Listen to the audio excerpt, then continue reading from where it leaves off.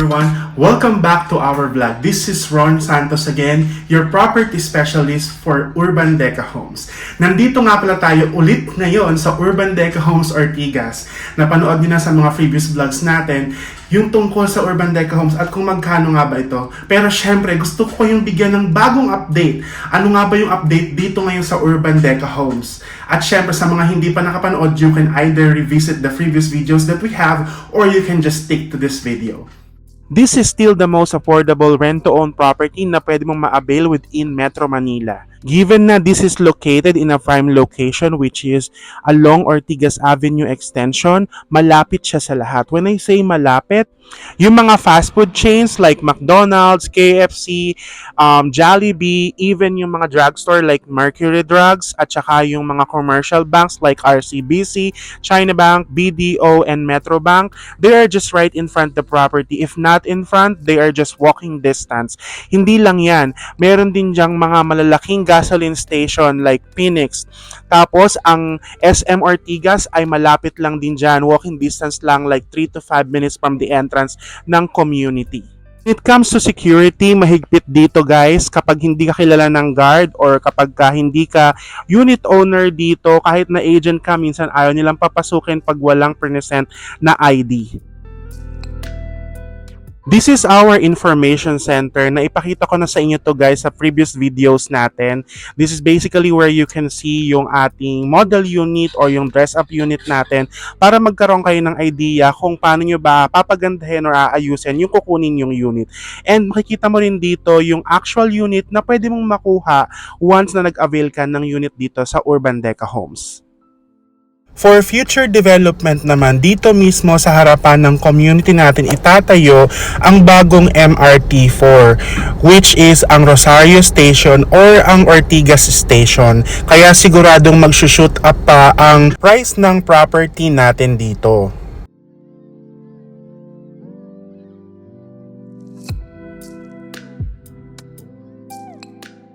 We are here right now in our 1.3 hectare community area. As you can see, sobrang laki nito guys. We have here the lagoon and some open spaces and jogging paths. Ito naman ang ating basketball court guys. These are 2 full courts.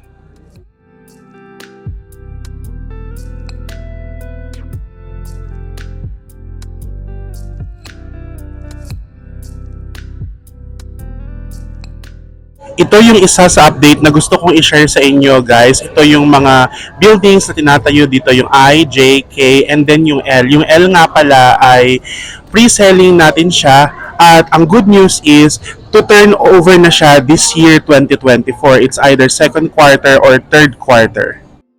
Wala nang available na parking slot yung mga RFO units natin. Kaya kung naghahanap ka ng meron pang parking slot, then you might need to consider yung mga pre-selling building natin. Kagaya ng L, maganda naman yung building L kasi nga to turn over na siya this year.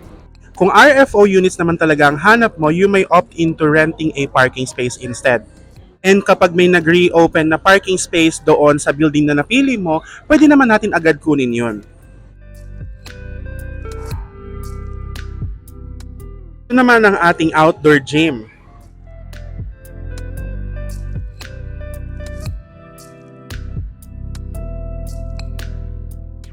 And of course, meron ding playground para sa ating mga kids. Obviously, one of the highlight dito sa 1.3 hectare na amenity area na ito is itong napakalaki clubhouse na ito. This is of course for your future events clients. Is now more convenient kasi nga isa sa update natin ay meron ng sariling Alphamart dito sa loob mismo ng community area. At hindi lang yan guys, kung gusto mo mag-chill, meron na rin ditong coffee shop at yan ang Cara and Cal. Kaya talaga namang perfect space ito to spend time with your family and friends.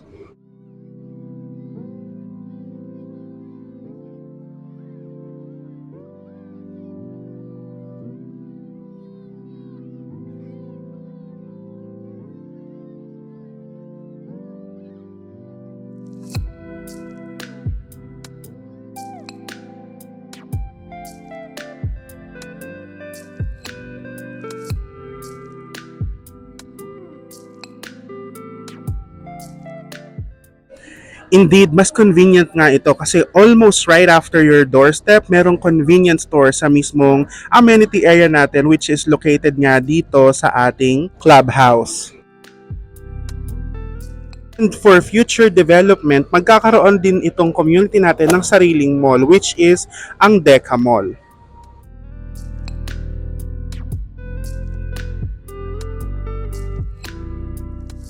Pet-friendly nga rin itong community natin dito sa Deca Homes kaya kung ikaw ay may mga fur babies, pwedeng-pwede ito sa'yo.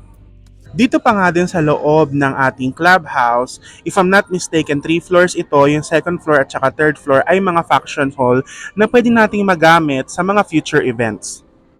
So for your guests, let's say nag-meet up kayo dito sa coffee shop, meron tayo ditong available na restroom for male and female.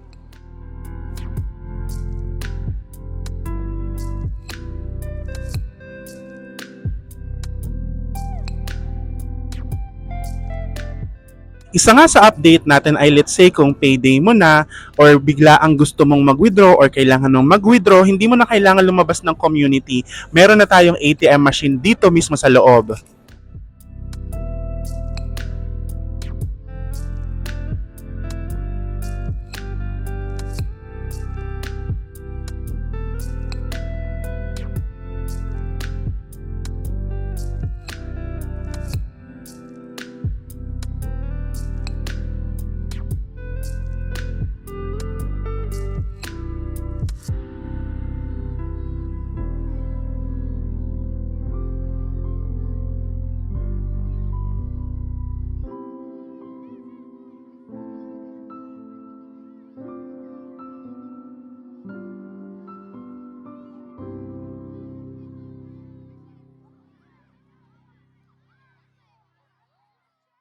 So ganyang kaganda dito sa loob ng community natin. Kaya tara pakita ko naman sa inyo ang actual turnover unit at ang ating model unit.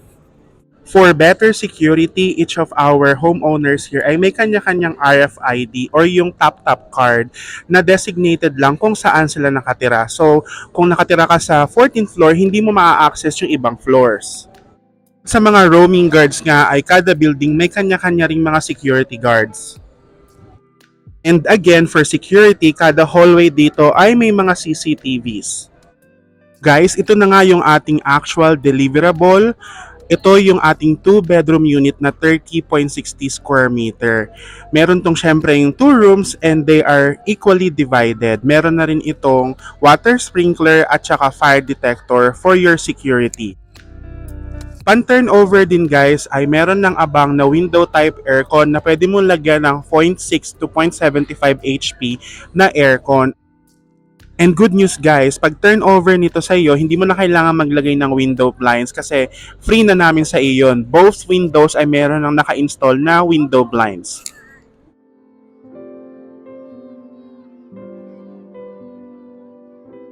For the kitchen naman, we have this granite countertop. Meron na rin yung drawers at grease trap.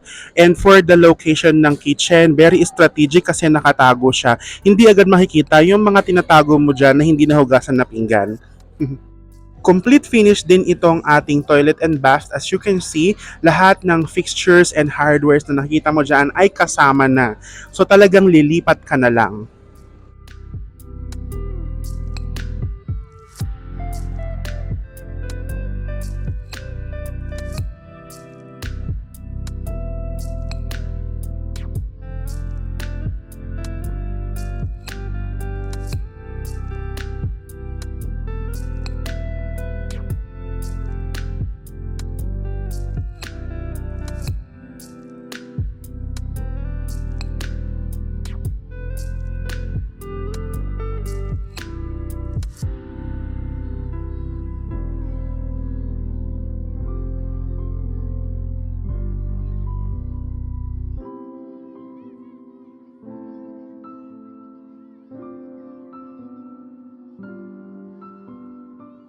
If you can imagine, ganito mismo yung turnover unit natin. Now, let me show you kung paano mo pagagandahin itong 2-bedroom unit mo dito sa Urban Deca Homes.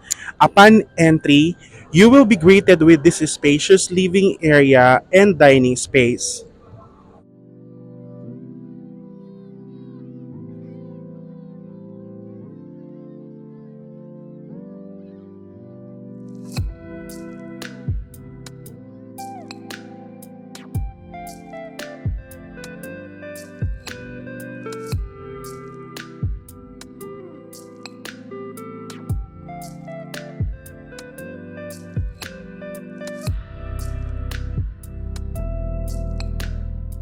You can also make your kitchen as modern as this na maraming storages.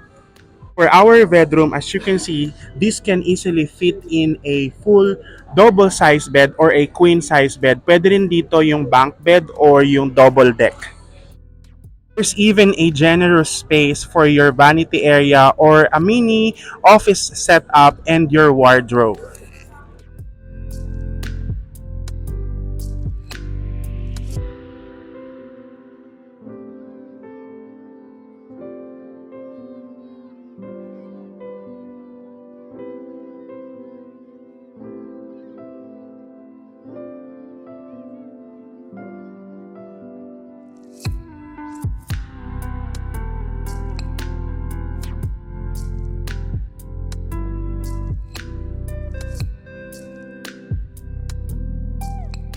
Now, for your toilet and bath, pwede mong gawin itong mala hotel style na design ng toilet and bath mo. Pwedeng magpalagay ng glass partition at pwede kang mag-emote-emote dyan habang naliligo.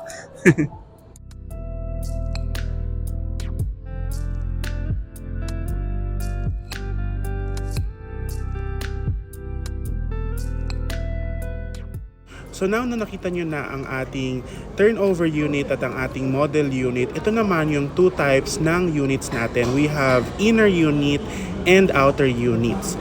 Yung outer unit, basically ito yung units na merong view sa labas, yung merong view ng antipolo, merong view ng amenity area, while ang inner unit from the word itself, it's inside or ito yung tinatawag na courtyard. Papakita ko na lang sa inyo yung clip ng ating courtyard. These are our inner units o yung courtyard. As you can see, maganda siya. And nasa budget side ito, mas affordable ito kaysa dun sa mga outer units. So kung on a budget ka, you might as well consider this. To give you a quick recap, this condo unit, which is 2 bedroom and 30.60 square meter na siya, will cost you around 3M to 3.1M.